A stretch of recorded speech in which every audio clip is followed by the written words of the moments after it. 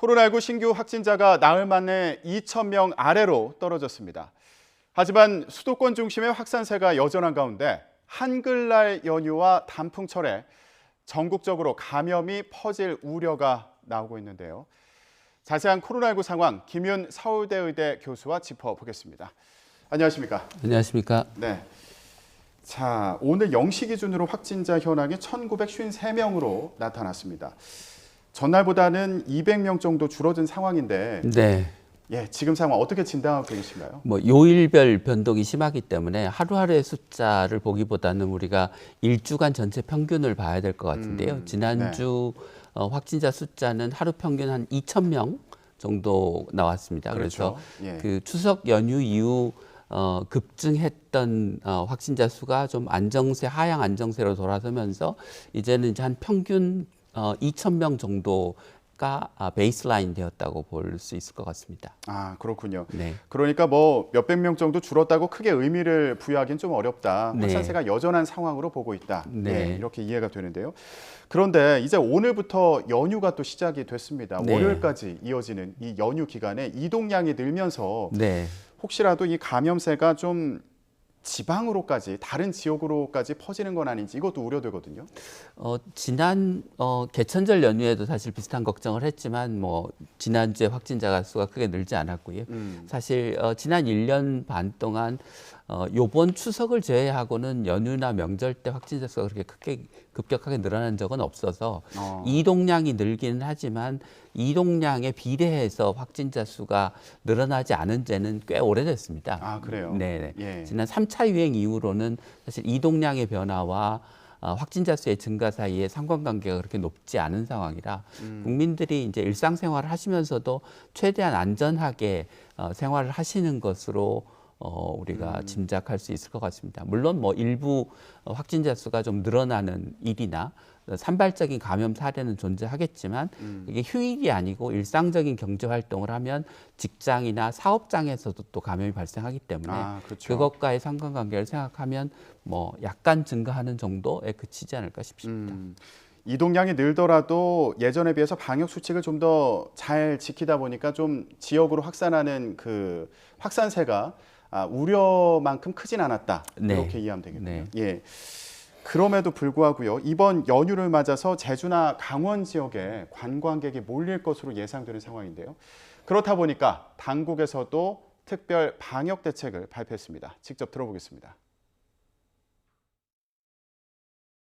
국민 여러분께서는 이번 가을철은 원거리 여행보다는 가족 단위로 집 근처에서 안전하게 가을 여유를 즐기실 것을 부탁을 드립니다. 방역 당국과 각 지자체는 주요 관광지를 중심으로 임시 선별 검사소를 추가 운영하는 등 선제적인 방역 조치에 나서 주시기를 바랍니다. 네, 방역 당국의 브리핑 내용 함께 들어보셨는데 일단 다음 달 14일까지요. 주요 국립공원에 임시 선별 검사소를 설치를 하고 그리고 내용을 보니까 케이블카라든가 수목원을 이용하는데 이런 데에도 좀 제한을 두더라고요. 어떤 내용이 있는지 짚어볼까요? 네, 케이블카는 정원의 절반까지만 탑승을 하도록 하고 수목원은 사전 예약제로 운영을 한다고 합니다. 네. 또 이제 단체 관광을 하시는 경우에 이제 버스로 이동하는 경우가 있는데 버스 안에서 이제 노래를 부르거나 서서 그 이야기를 하거나 하지 못하게 하고 또 QR 코드를 체크해서 누가 탑승했는지를 이제 기록해서 혹시나 거기서 집단 감염이 생기면 이제 그 역학조사, 격리 조치의 대상이 누가 돼야 되는지를 신속하게 파악할 수 있도록 한다고 합니다. 네, 그러니까 버스를 타더라도 이때도 누가 출입했는지를 알 수 있게 QR 코드를 확인하도록 그렇게 한다는 거고. 근데 버스 타고 가시는 분들 노래 부르거나 춤추고 이런 거 예전부터 문제가 됐는데 그렇죠. 안전에도 운전하는 데 있어서 안전에도 문제가 될 수 있지만 이게 방역에도 좀 문제가 있는 상황이군요. 네, 그렇습니다. 그러니까 노래를 부르는 게 그 감염의 전파 위험이 가장 높은 환경 중에 하나입니다. 아, 그래요? 그래서 예를 들면 감염자가 있는데 다른 사람에게 감염을 전파할 확률이 노래를 부르는 경우는 한 70% 정도가 된다고 합니다. 그러니까 네. 예. 주의를 하셔야겠습니다. 연휴 기간에 지역으로 이제 가시는 분들 네. 혹시 단체로 어디 관광을 가신다 이러면 이런 네. 부분들 잘 챙기셔야겠고요. 근데 지금 수도권도 상황이 만만치가 않거든요.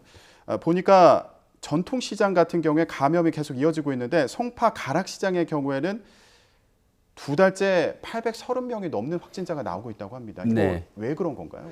그러니까 8월 말에 시작된 감염이 지금 40일째 이어지고 있는데요. 아, 이제 보통 코로나19가 다른 사람에게 전파되는 기간이 한 4일에서 5일 정도를 주기로 해서 두 번째 감염, 세 번째 감염으로 이어집니다. 그러니까 40일이 계속됐다고 하는 거는 10차례 정도 감염이 N차 감염이 일어났다는 것을 의미하는 네네. 거고, 그것은 이렇게 초기에 역학조사나 접촉자의 격리가 제대로 이루어지지 않아서 방역망에 이제 구멍이 뚫리고 그 구멍이 뚫린 그 방역망에서 새로운 감염의 전파가 계속해서 연쇄적으로 이루어져서 나타나는 현상입니다. 그래서 최근에 이제 그 확진자 수가 늘어나는 중요한 이유 중에 하나가 확진자 수는 늘어나는데 보건소의 방역 인력은 역학조사 인력은 증원되지 않으면서 역학조사가 늦어지기도 하고 예전에 비해서 좀 철저하게 이루어지기 어려운 상황이라 그러면서 이제 그 역학조사에서 발견되지 못한 접촉자가 새로운 감염을 일으키는 일이 이어지고 그게 꼬리가 길게 이어지면 이렇게 가락시장 사례처럼 아주 오랫동안 집단 감염이 계속되는 사례가 발생할 수 있습니다. 네. 시장에 워낙 많은 사람들이 찾다 보니까 어디에서 감염됐는지 모르고 퍼져나가는 경우가 있다. 그래서 네. 역학조사를 잘 해야 된다는 말씀이신데 네, 그렇습니다. 그러면 의료 인력의 충원이 필요하다는 말씀이시겠죠. 네, 예. 네.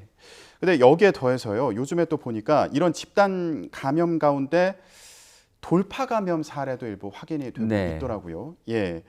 빠르게 늘고 있는 그런 상황인데 저희가 연령대별로도 좀 봤더니 눈에 띄는 게 30대 돌파 감염률이 높다고 합니다. 네. 이건 어떻게 봐야 되는 상황인가요? 돌파 감염의 요인은 크게 두 가지일 텐데요. 하나는 이제 백신이 가지고 있는 감염 예방 효과가 어느 정도 수준이냐 하는 것과 그 백신을 맞은 사람이 얼만큼 그 코로나19에 감염될 만큼 뭐랄까 확진자와 밀접하게 접촉했느냐에 따라서 결정될 텐데요. 뭐 30대가 맞는 백신이 뭐 파이자, 모더나, 얀센 이래서 특별히 그 면역 효과가 떨어지는 백신을 접종한 게 아니라서 아마 30대의 활동량이 많은 게 돌파 감염이 높은 이유가 아닐까 싶습니다. 네. 얀센 같은 경우는 1회 접종이긴 하지만 파이자와 아스트라제네카 중간 정도의 면역 효과를 갖고 네네. 있기 때문에 얀센이 특별히 그 효과가 낮은 게 아니라서 얀센 접종자 때문에 30대의 돌파 감염률이 높다 이렇게 볼 수는 없을 것 같습니다. 네. 그러면은 지금 시간이 갈수록 돌파 감염 사례가 늘어나는 거는 그만큼 예방 접종을 많이 했기 때문이다 이렇게도 이해할 수 있는 그렇습니다. 건가요? 예, 그 지금 이제 평균적으로 치면 백신의 감염 예방 효과가 70%한 후반대쯤 됩니다. 그러니까 10명 접종을 하면 2명 넘게 돌파 감염이 네. 생기는 게 당연한 일이기 때문에 접종자가 늘어나면 그에 비례해서 돌파 감염은 늘어날 수밖에 없을 겁니다. 네, 알겠습니다. 그러면 이런 돌파 감염 사례가 늘어나는 만큼 추가 접종이 필요한 거 아니냐 이런 요구도 높아질 수밖에 없어 보이는데 지금 계획이 어떻게 진행되고 있는 상황인가요? 지금은 그 고령층을 대상으로 해서 그리고 또 면역 기능이 저하되어 있는 분들을 대상으로 해서 돌파 감염 그 추가 접종을 정부가 시작을 했습니다. 네. 근데 이제 우리가 추가 접종 소위 부스터샷을 놓는 기준을 뭘로 할 거냐에 따라서 대상자의 범위가 달라질 수 있는데요. 첫 번째는 감염 예방을 위해서 부스터샷을 할 거냐, 아니면 입원이나 중증과 사망으로 가는 걸 막기 위해서 부스터샷을 할 거냐의 두 가지 기준으로 나눠 볼 수 네. 있는데요.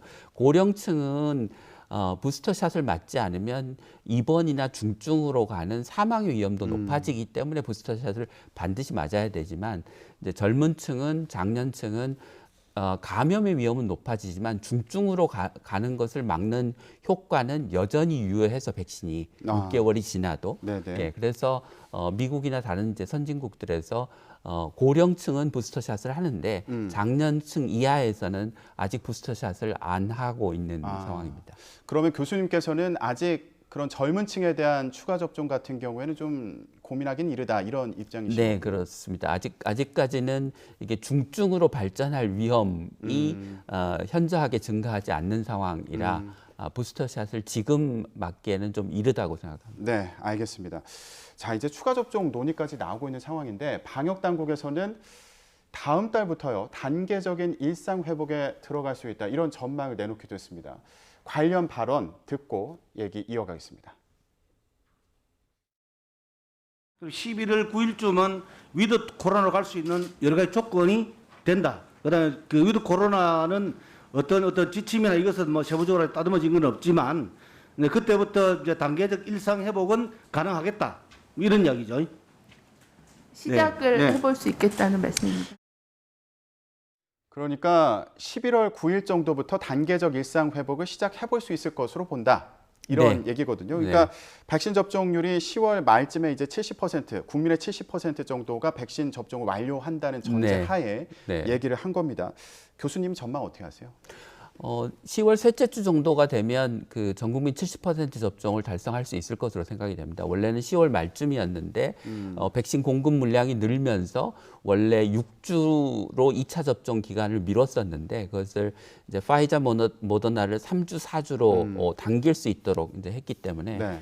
아마 접종 시점이 최소한 1주 이상은 당겨질 거라 대개 10월 셋째 주 정도면 70% 접종이 완료되고 그로부터 2주가 지난 뭐 11월 9일 이전에는 70% 접종 이후에 면역 형성 기간이 된 2주가 경과할 것이기 때문에 그때쯤에 이제 위드 코로나 단계적 일상 회복을 시작할 수 있겠다라는 답변을 한 것 같습니다. 네, 그런데요. 만약에 단계적 일상 회복을 한다면 예상해 볼 수 있는 어떤 방안들이 모임 인원이나 시간을 완화하지 않을까 이런 생각이 드는데 네, 그렇습니다. 해외 사례를 보면 단계적 일상 회복을 하면서 확진자가 느는 경우도 있지 않습니까? 네. 의료 체계에서 감당이 가능할지 이것도 궁금하거든요. 근데 먼저 좀 말씀드리고 싶은 것은 뭐 영국이나 다른 이제 싱가포르 사례 같은 경우를 들면서 단계적 일상 회복 때문에 확진자가 급격하게 늘었다 이렇게 이제 얘기를 하는데 사실은 그게 4차 유행이 전 세계적으로 오고 있기 때문에 그 재유행의 영향이 훨씬 더 크다고 볼 수 있습니다. 그러니까 영국이 소위 프리덤 데이라고 해서 모든 사회적 거리 두기를 완화한 다음에 원래 한 5만 명, 6만 명대까지 올라갔던 확진자 수가 오히려 3만 명대로 떨어졌습니다. 그러니까 이게 그 사회적 거리두기를 완화한 그 영향만 있는 건 아니고요.